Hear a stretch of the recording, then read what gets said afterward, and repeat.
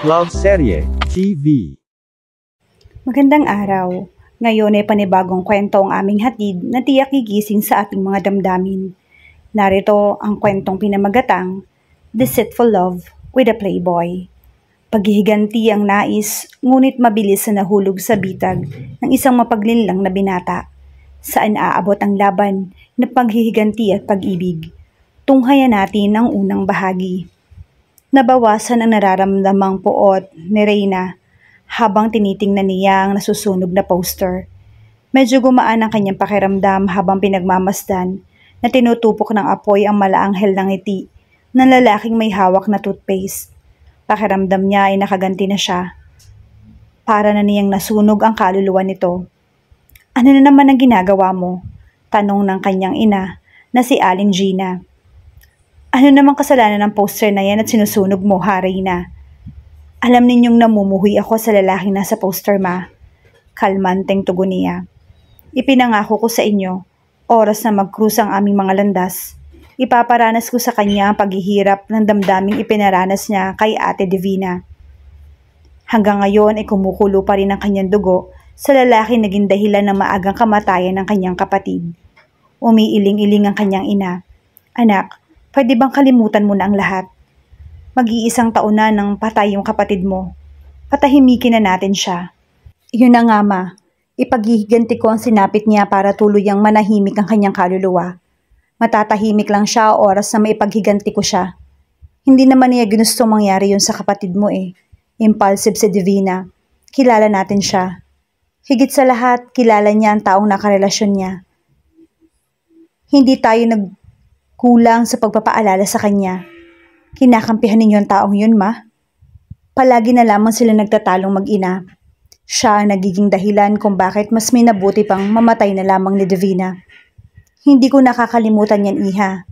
Ang akin lang, let the justice of the Lord take its course. Kinakabahan ako sa binabalak mo.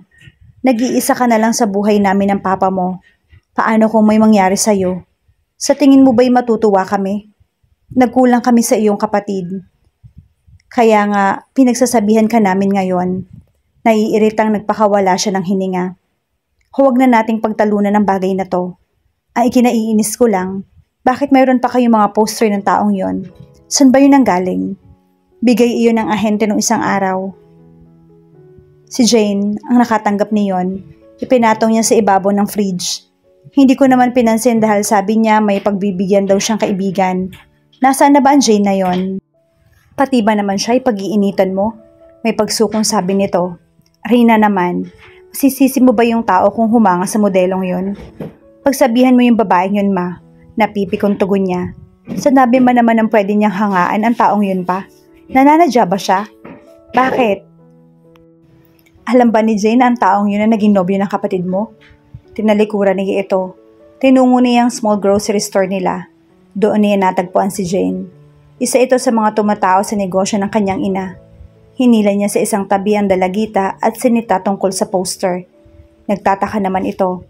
Aling poster, ate? Iyon nakalagay sa ibabaw ng fridge. Iyong poster ng idolong hinahangaan mo. Idiniin niya mga huling salita.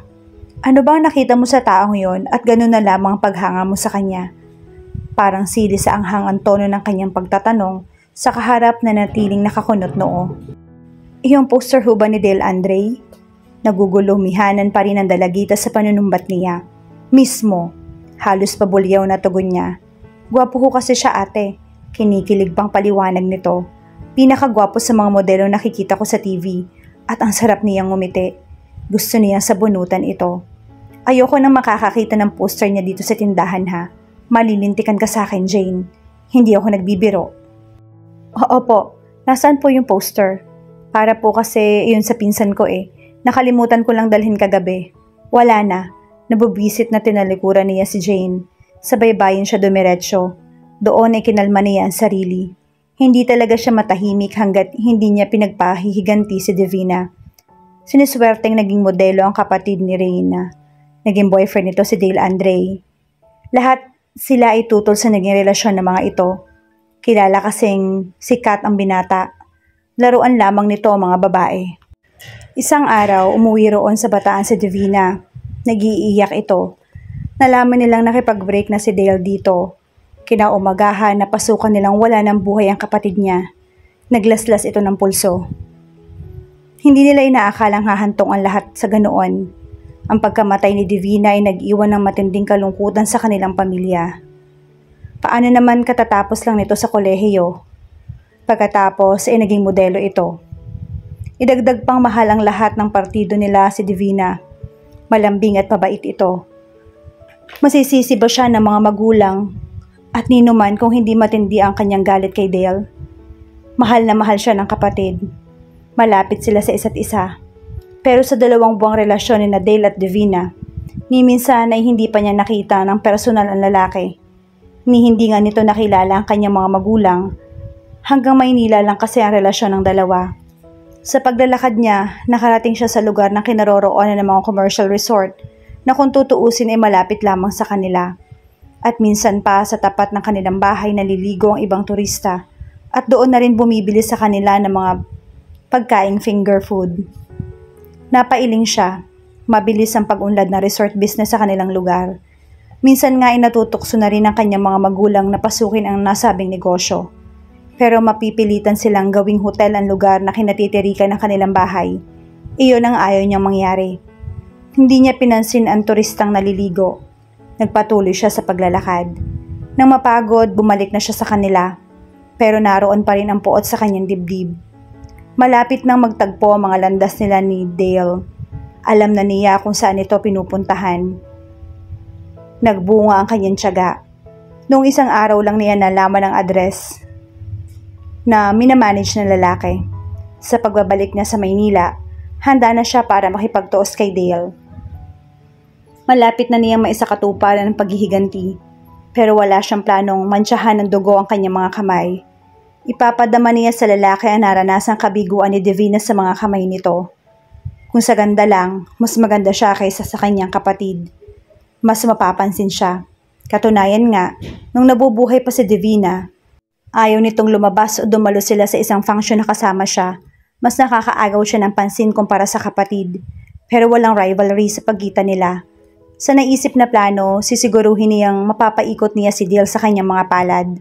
Makukuha niya ang atensyon nito. May nakahanda na siyang plano para sa taong ito. Isang matamis na paghihiganti na hindi aakalain ng lalaking mangyayari sa buhay nito. Saan ka ba nanggaling? Usisa sa kanya ng amang si Mang Jacinto nang salubungin siya nito. Naroon ito sa duyan ng balkonahe. Pinagtalunan na naman daw ninyong mag-ina ang tungkol kay Dale. Napakibit balikat siya. Pwede ba iha? Kalimutan na natin na nangyari. Hindi naman natin direktang mapagbibintangan yung tao. Ang mali lang kasi, nagpaloko si Divina sa walang hiyang yon. Ngunit hindi tayo nagkulang sa pagpapaalala sa kanya. Hindi na siya nakipagtalo rito. Isang araw lang ako rito pa. Umuwi lang ako para dumalo sa binyag ng anak ni Roma at Mina. Tumayo siyang ninang ng anak ng kanyang pinsang lalaki. Kailan naman uli ang balik mo? Next month na siguro. Marahang tumango ito. Baka kung ano namang pinagagagawa mo sa Maynila ha. Kung magnonobyo ka, siguruhin mo lang na mahal ka ng lalaki at hindi isang bohemyo. Baka gumaya ka sa kapatid mo. Nang mabigo ay minabuting magpakamatay na lang. Napangiti siya. Wala pa sa mga bagay na yan ang isip ko pa.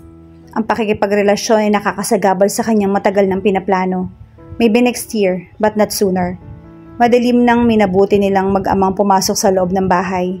Pagkaraan lang ng ilang sandali, magkaharap na silang tatlo sa hapunan. Dati 4 silang dumudulog sa hapagkainan. Ang mga tauhan ninyo, ma. Pagkatapos natin, sila naman ang kakain. Kaya samahan mo akong magbantay roon hanggang 8:00. Pagkatapos naman nilang kumain, uuwi na sila. Tumangu-tangu siya. Ang bahay, wala pa bang diferensya? Nung huling punta ko kasi roon, nababakbak na yung pintura. Napatingin siya sa ama. Wala na ho iyon pa. Pinapapinturahan na lang ang paligid. Maging ang kwarto, brand new na ho. Matagal ko nang hinihintay ang pagbisita ninyo eh. Alam mo namang busy kami. Ang mama mo sa kanyang tindahan. Araw-araw naman ako nasa farm. Kung sakali mang makatsyempo, luluwas kami. Ipapaalam na lang namin sa'yo. Ang laki-laki ng bahay, pero tatatlo lang kami roon. Mga katulong ang kasama niya sa kanilang bahay sa Mandaluyong. Nabili iyon ng mga magulang niya 5 years ago para hindi na sila mangupahan pa ni Divina. Pagkatapos nilang kumain, sinamahan siya ng kanyang ina sa tindahan. Eksaktong 8:00 na magsara sila. Pagdating niya sa kanyang kwarto, kaagad na inilabas niya ang baong mga bagong magazine. Plano niya magpaantok. Pero kamukat-mukat namang pagbukas niya sa pahina ng isang magazine na napili niyang unang basahin, ang nakangiting mukha ni Dale ang sumalubong sa kanya. Iyon din ang larawan sa poster. Sa halip na antukin, bumangon ang galit sa kanyang dibdib. Walang pakialam na pinunit niya ang naturang pahina. Nilamuko sa iyon at itinapon sa basurahan. Ngunit bigla ring kinuha uli niya ang itinapon at inilatag sa ibabaw ng kama. Hinanap niya ang ballpen sa kanyang bag. Na makita niya iyon, pinagguhitan niya ang mukha ni Dale sa larawan. Minansyahan niya iyon. Binura niya ang perpektong tangos ng ilong nito at nilagyan niya ng peklat ang makinis na mukha nito. Pagkatapos, tinanggalan niya ng 2 pirasong ngipin. Lihim na napangiti siya sa kinalabasan ng litrato. Pumangit si Dale. Iyon ang gagawin niya sa pagtutuos nila. Ang bawiin ang mukhang ipinangalandakan at ginamit nito para paglaruan ng mga kabaro niya. Magbubukang liwayway pa lamang ay humahaginit na sa kalsada ang kotse ni Reyna. Matagal na siyang inobliga ng kanyang ama na kumuha ng driver pero ayaw niya. Nalilibang siya habang nagmamaneho. Lalo na kapag nag-iisa siya. Idagdag pa kung bukas yung radyo. Ayon niya iyong may naghihintay sa kanya na parang gwardyado siya. Bagamat mag-isa siyang namumuhay, nakadepende pa rin siya sa kanyang mga magulang, not on the financial aspect, but the closeness with her family. Meron siyang isang desisyon sa sarili niya. Ganun pa man, kinukonsulta niya iyon sa mga magulang. She was carefree but not modest and not liberated. She loved going out. Pero hindi siya nakikipag-date sa isang partikular na lalaki. Pulos mga barkada ang kanyang kasama. Group date.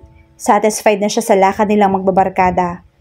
Tulad ng gabing iyon, magdi-dinner sila ng mga kaibigan niya sa summer hotel. Sakay sila sa kanya-kanyang kotse at doon na lamang magtatagpo-tagpo. Pagdating niya sa restaurant, naroon ang mga kaibigan niya. Hindi ba't gusto mo makilala si Dale? Isa sa mga sama ni Reyna ang bumaling sa kanya. 4 silang magkakaharap. Mga matalik na kaibigan niya mga ito na galing sa mga well-off families. Lihim pa ba yun sa'yo? Pero walang alam ang mga ito kung ano ang tunay na intensyon niya. Bakit nandito ba siya? Biglang lumikot ang kanyang mga mata. Tumayo si Jessa. Come with me, sister. Saan naman tayo pupunta? Usisa niya bagamat napatayo na rin siya dahil hinawakan nito sa braso. Basta, sumama ka na lang sa kanya. Pambubuyo naman ni Leonard. Nabahagya pa siyang tinulak. Is this one of your games? Binalingan niya si Jose. How could you know kung hindi ka sasama sa kanya? Giit naman ni Mela.